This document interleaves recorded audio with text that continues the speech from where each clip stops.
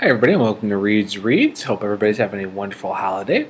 I've decided to do something a little different and talk about my lost collection. Now, those who do not know, back when I first wrote my life as a comic book reader, there was a huge part where I ended up selling a large part of my collection. Actually, that is in Chapter 5 coming up here. I'll have preview pages here in the next month about that as we get ready for the ebook and self-publish work on the book here, since the Kickstarter campaign was non-successful. So the two ones I'm going to talk about, the biggest ones right now, was my Daredevil collection. If you remember back in 1998, Kevin Smith, Joe Quesada, Jimmy Palladino launched Daredevil Marvel Knights, and the whole Marvel Knights line, which really kind of kicked and changed things for Marvel Comics back in 1998. Well, despite the delays and everything, I had the entire collection. I actually had from Smith all the way to Brian Michael Bendis' concluding run on Daredevil and everything else. And I actually had all the first 7 issues, not issue 8, but the first 7 issues up to the death of Mysterio, even though we know he came back, all signed by the entire creative team. And I also had several issues signed by Alex Mulvey and Brian Michael Bendis. Two of the biggest ones that I had after I sold those series. I actually sold the whole collection for about $250 back in 2008.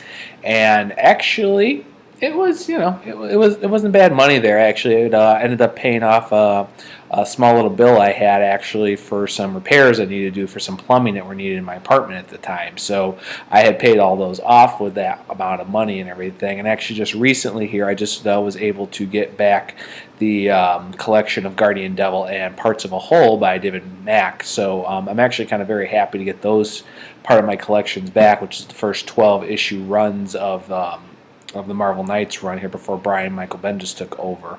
I'm hoping to get those collections and whole series later on. I've tried a couple times over the years, but sadly that's just not happened. So we'll be rebuilding slowly my Daredevil collection here, besides what I have right now from Mark Waid. Next collection I want to talk about is the Kurt Busiek, his huge run both on Thunderbolts and Avengers, mostly Avengers. Those also ended up selling back also in 2008. I actually sold every single issue of Marvel's Thunderbolts. I actually had everything up to Warren Ellis's conclusion of the title before Dark Reign started. So I had all those issues, but actually I sold $1 a piece. So I actually got $145 out of the whole thing, which actually wasn't the entire collection at all, but it was $1 per issue, so it wasn't a little bad. I mean, every little bit helped. The biggest one, of course, is I sold off everything of my Avengers titles from Kurt Busiek's entire run. Everything. The only ones I had kept out of everything out of there was actually Maximum Security, which had a lot of stuff with the Kree Empire at that point, which is huge in comics right now after Infinity.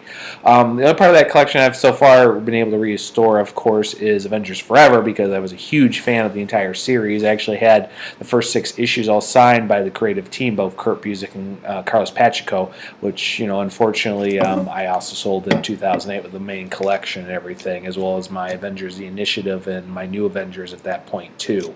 So I sold a lot of books in 2008, and rebuilding the collection now here. Avengers of Forever is a start. I will hopefully eventually get Avengers Assemble collection by Kurt Busiek and George Perez, and as well as Alan Davis and everybody else for his entire run.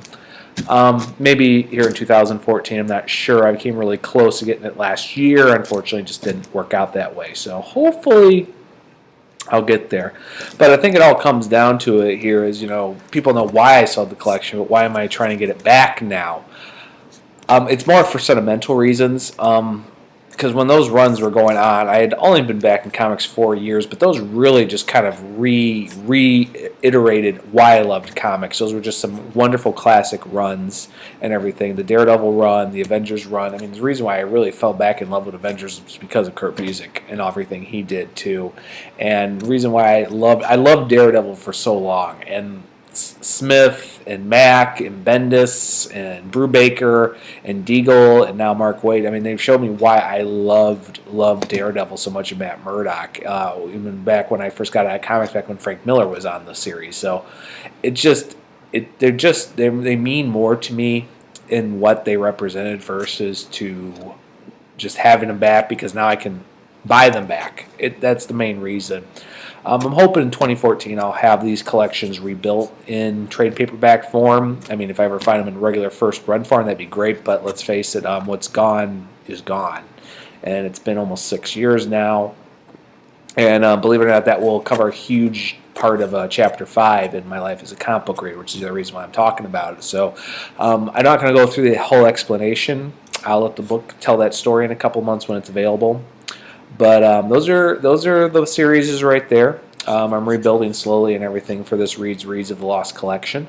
I'm going to talk about a couple other things, including some of the Spider-Man runs I had, I no longer have, as well as how I was able to get back my entire Green Lantern and Justice Society of America collection. So I will talk about those next time. In the meantime, I hope everybody has a wonderful, wonderful holiday season, and I'll see everybody in 2014.